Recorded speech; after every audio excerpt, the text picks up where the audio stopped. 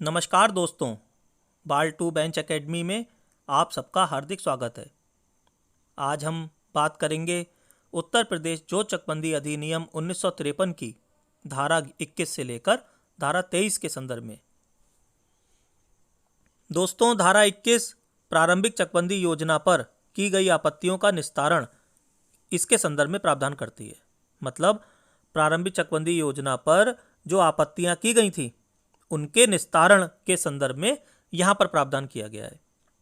ये धारा प्रावधानित करती है कि सहायक चकबंदी अधिकारी द्वारा प्राप्त समस्त आपत्तियां चकबंदी अधिकारी के पास भेज दी जाएंगी, जो कि संबद्ध फरीकों तथा चकबंदी समिति को नोटिस देने के पश्चात तथा उन्हें जो आपत्तियां प्राप्त हुई उनको तथा जो आपत्तियां खुद सीओ को प्राप्त हुई उनको भी साथ ही साथ निस्तारित करेगा। दोस्तों, ये धारा समझ में आई आपको? देखिए, ये धारा प्रावधानित कर रही है कि सहायक चकबंदी अधिकारी द्वारा जो आपत्तियां प्राप्त की जाएंगी वो क्या करेगा, उन आपत्तियों को चकबंदी अधिकारी यानी कि सीओ के पास भेज देगा।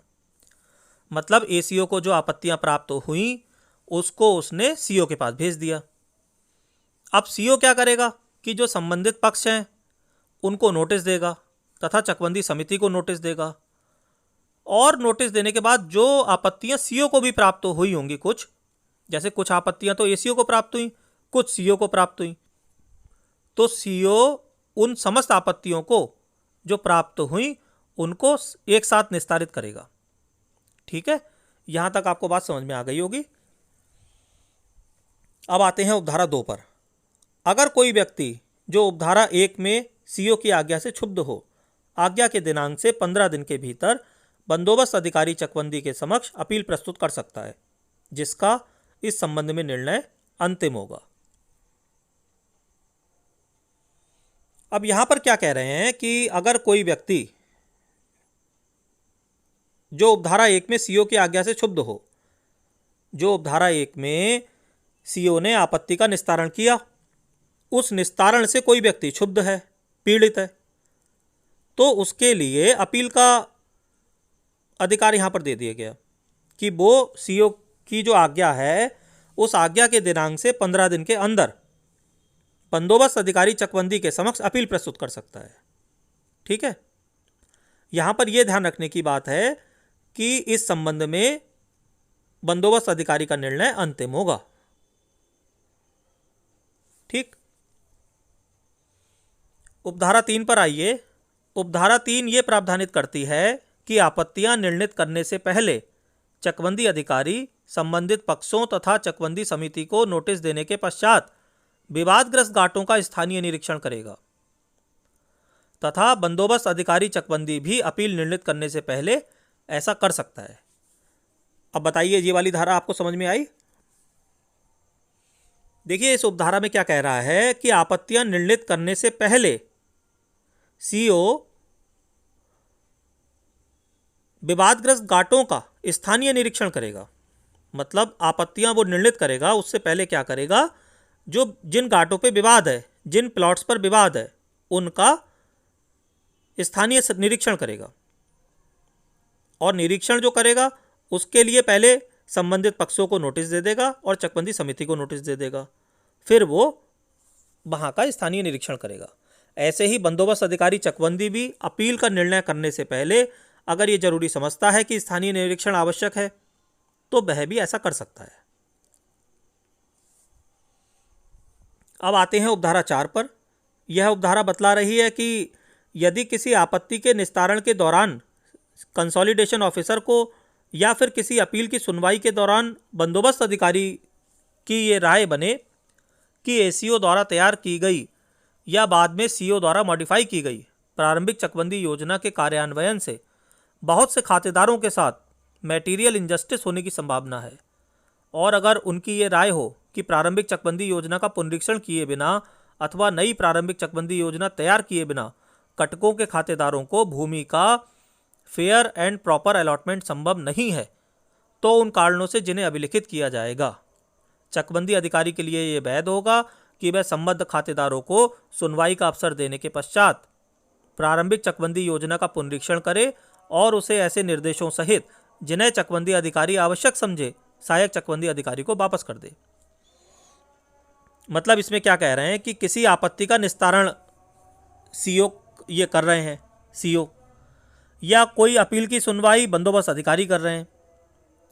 अब उस आपत्ति का निस्तारण करते समय या अपील सुनते समय सीओ को या सेटलमेंट ऑफिसर को ये राय बने, उसका ये ओपिनियन हो कि एसीओ ने जो योजना तैयार की है, जिसे बाद में सीओ द्वारा मॉडिफाई किया गया, उसके कार्यान्वयन से बहुत सारे खातेदारों के साथ अन्याय होगा, कि बहुत से खातेदारों के साथ मटेरियल इनजस्टिस होने की संभावना है। और अगर उनकी ये राय हो कि प्रारंभिक चकबंदी योजना का पुनरीक्षण किए बिना या तो प्रारंभिक चकबंदी योजना का पुनरीक्षण कर दिया जाए या फिर नई प्रारंभिक चकबंदी योजना तैयार की जाए, इसके बिना कटकों के खातेदारों को भूमि का फेयर एंड प्रॉपर अलॉटमेंट मिलना ही संभव नहीं है। मतलब जो एसीओ ने चकबंदी योजना तैयार करी वो इतनी गड़बड़ है कि या तो उस चकबंदी योजना का पुनरीक्षण किया जाए या फिर उसकी जगह नई प्रारंभिक चकबंदी योजना तैयार की जाए, क्योंकि उसके बिना कटकों के खातेदारों को भूमि का फेयर अलॉटमेंट ही नहीं हो पाएगा। तो उन कारणों से जिन्हें अभिलिखित किया जाएगा, मतलब लिखित में वो कारण दर्ज कर लेंगे, चकबंदी अधिकारी के लिए यह वैध होगा कि वह संबद्ध खातेदारों को सुनवाई का अवसर देने के पश्चात प्रारंभिक चकबंदी योजना का पुनरीक्षण करे। यानी कि सीओ क्या करेगा कि संबंधित जो खातेदार हैं उनको सुनवाई का अवसर दे देगा और फिर प्रारंभिक चकबंदी योजना का पुनरीक्षण करे। उसे ऐसे निर्देशों सहित जिन्हें चकबंदी अधिकारी आवश्यक समझे सहायक चकबंदी अधिकारी को वापस कर दे। मतलब यहां पर सीओ या तो प्रारंभिक चकबंदी योजना का पुनरीक्षण कर देगा या फिर ऐसे निर्देश दे देगा जो चकबंदी अधिकारी जरूरी समझता है और सहायक चकबंदी अधिकारी को वापस कर देगा। तो सहायक चकबंदी अधिकारी को वापस करा और अपने निर्देश दे दिए कि ऐसे ऐसे आपको ये करना है, इसमें ये कमी है। तो एक चीज़ तो ये हो गई, और एक चीज़ हो गई वो खुद योजना का पुनरीक्षण कर रहा है, रिवीजन कर रहा है। ठीक है। दूसरे वाले में कह रहे हैं बंदोबस्त अधिकारी चकबंदी के लिए ये वैध होगा कि वह संबद्ध खातेदारों को सुनवाई का अवसर देने के पश्चात प्रारंभिक चकबंदी योजना का पुनरीक्षण करे अथवा उसे सहायक चकबंदी अधिकारी या चकबंदी अधिकारी को ऐसे निर्देशों के साथ वापस कर दे जिन्हें वह आवश्यक समझे। तो इसमें भी वही सब बातें हैं, उसमें सीओ के लिए था, इसमें सेटलमेंट ऑफिसर कर रहे हैं। मतलब इसमें क्या है कि सेटलमेंट ऑफिसर यानी कि बंदोबस्त अधिकारी चकबंदी के लिए ये वैध है कि वह संबंधित खातेदारों को सुनवाई का अवसर दे और उसके पश्चात प्रारंभिक चकबंदी योजना का या तो खुद पुनरीक्षण कर ले या फिर उसे एसीओ को या सीओ को, जिसको भी चाहे, ऐसे निर्देशों के साथ जो वो जरूरी समझे वापस कर दे। तो धारा 21 मैं आशा करता हूं आपको समझ में आ गई होगी। अब आते हैं धारा 22 पर। दोस्तों, धारा 22 उत्तर प्रदेश अधिनियम संख्या 8 सन 1963 के द्वारा लोपित कर दी गई है। तो अब ये धारा महत्वपूर्ण नहीं है। आगे हम धारा 23 पर आते हैं। धारा 23 प्रारंभिक चकबंदी योजना की पुष्टि तथा प्रदेशन आज्ञाओं को जारी किए जाने का प्रावधान करती है। प्रदेशन आज्ञाओं का क्या मतलब है? Allotment orders. तो धारा 23 की उपधारा 1 पर आते हैं। ये कह रही है कि बंदोबस्त अधिकारी चकबंदी प्रारंभिक चकबंदी योजना की पुष्टि करेगा। तो यहाँ पर आपको एक प्री के लिए क्वेश्चन मिला कि चकबंदी प्रारंभिक योजना की पुष्टि कौन करेगा?